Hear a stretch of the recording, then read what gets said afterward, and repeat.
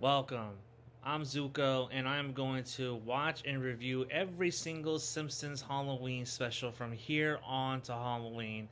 I know it's September, but there's like at least 38, 39 of these things that I need to watch, and I decided I'm going to give myself a head start. Plus, there's going to be a time where I'm going to need like a 2 week break because after a certain amount, I might need to tap out, to tell you the truth. I don't even know if I'm going to make it to Halloween, but we'll see. So today we are looking at Simpsons Halloween Special 3. And in this one, our framing device, they still have the anthology setting, the format, where our framing device is a Halloween party that the Simpsons are throwing. All the neighborhood kids are there. They're doing Halloween stuff, and Homer ruins one of the Halloween gags, and the kids decide to start telling horror stories, ghost stories, to pass up the time. Lisa comes up and says, I got a story for you. And she tells us The Clown Without Pity. Now, this one is about Bart. It's Bart's birthday. Homer forgets to get Bart his birthday present and tells him, I'll go get you a birthday present. He goes to an evil shop, which I think was a mistake because I think they should have reused the guy from part 2 that sold the monkey's paw to Homer as the guy that sold him the doll. I think that was a missed opportunity. But nonetheless, Homer gets this doll, gets it to Bart. Bart loves it. And for some reason, the doll does not like Homer. And he's trying to kill Homer the whole entire episode. And up until the point when they call the numbers, like, hey, man, your doll is killing my husband. Like, come over here and fix this. They come and fix it, and it turns out that there's a switch on the back of Krusty where it's like, oh, here it is. Someone switched your doll to evil instead of good. And then he becomes good. And at the end, he falls in love with Malibu Stacy, gets a nice house in Lisa's room, this and that, and then ends on the dating game. Dun, dun, dun, dun, dun, which I fucking hate. I really don't. I didn't like the ending to this because I hated the heart shape and the. I think it's either Fantasy Island or the dating game intro outro music. Dun, dun, dun, dun, dun, dun. I don't like that for some reason. But that's just me. It just takes me out every time. The next segment is that Homer. So we're back in our framing device, and Homer's at the party telling his ghost story, and he fucks it up, and he put everyone to sleep, and he's like, God damn it. Grandpa comes up and calls him out on it. He's like, dude, I coughed up scarier stuff than that, dude. Bart calls him and says, hey man, why don't you tell us a story? He tells us King Homer. This is basically a parody of King Kong. That's it. You know what I mean? It's beat for beat. And they actually do. Oh, this is. As of all the parodies that I've seen the Simpsons do, I think this is actually one of the better ones. And this is actually one of the ones that actually keeps the essence of what King Kong is and was. Like, I really do. Right down to the motion of Homer grabbing Marge out of the frame. It's the same kind of motion if you watch those sequences like side by side. It's really great. This one is really about Burn Smithers, trick Marge and then to come to Skull Island. They're using her as bait to lure out King Homer.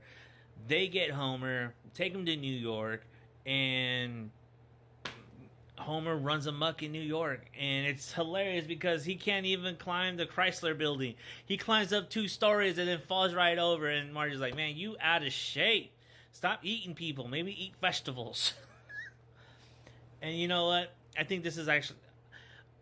And kind of like the first one, it also ends... I think it's Fantasy Island, or if it's the dating game outro music. It's like, dun dun dun dun dun. Like, it's that. I know I've seen that somewhere and heard it from somewhere, but if anyone knows, like, please comment. But I've actually kind of grown to like this one a little bit more, and like the first 2 segments have been my least favorite, and rewatching them, I kind of grew to like them a little bit more. I don't like Clown Without Pity because, again, I don't like that ending. I hate that ending. Like, that ending to me is... I think that's whack, honestly. And the ending to this is actually kind of earned and deserved. So Marge and Homer marry. So I do like that. And last but not least, Bart. He says that he's going to tell us a story so scary that we're going to wet our pants.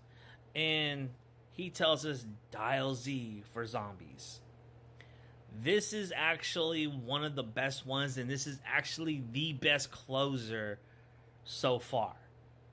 This is like the best closer. This has everything. This is actually balances the horror and the comedy and the Simpsons all in one, and actually makes it feel like we're watching a horror animated short. They do it very well. And in this one, Bart fails a book report. Miss Krabappel tells him, you got to do it over again. Goes to the library, finds the occult section, finds the Necronomicon, does it. Lisa is still mourning over Snowball 1, who died in the previous season. And Bart's all, I can raise him. I have this book. Let's go do it. So they go to his gravesite, trying to raise Snowball. Bart does the wrong spell. He raises the actual dead.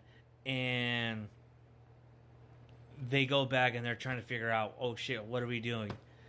This actually has one of the funniest sequences in the entire series, in my opinion, is that when they're running to the car to go to the library to find another book, Zombie Flanders comes up to Homer and says, hey, can I chew on your ear for a bit? No hesitation. Homer turns around and fucking pumps some buckshot right into Flanders, and Bart's all, you killed Zombie Flanders. He was a zombie? That shit is hilarious. That is, to me, that's hilarious, because that just goes to show how much disdain fucking he has for Flanders. Flanders is a good dude. Like, I don't understand. I get it, but it's not coming from the right place, though. I understand why Homer envies and hates Flanders. I get it, but it's not coming from like the right place.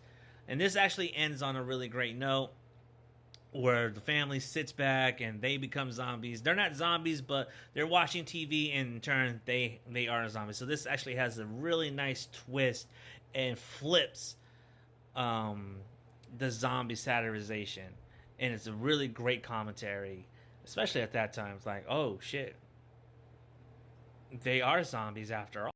All in all, I think this is actually a really solid follow-up to part 2, which I didn't like part 2. I did not like I didn't like the special previous. I didn't like it. Like, to me, that's so far that is like one of my least favorites, and that's one that I don't really go back to often.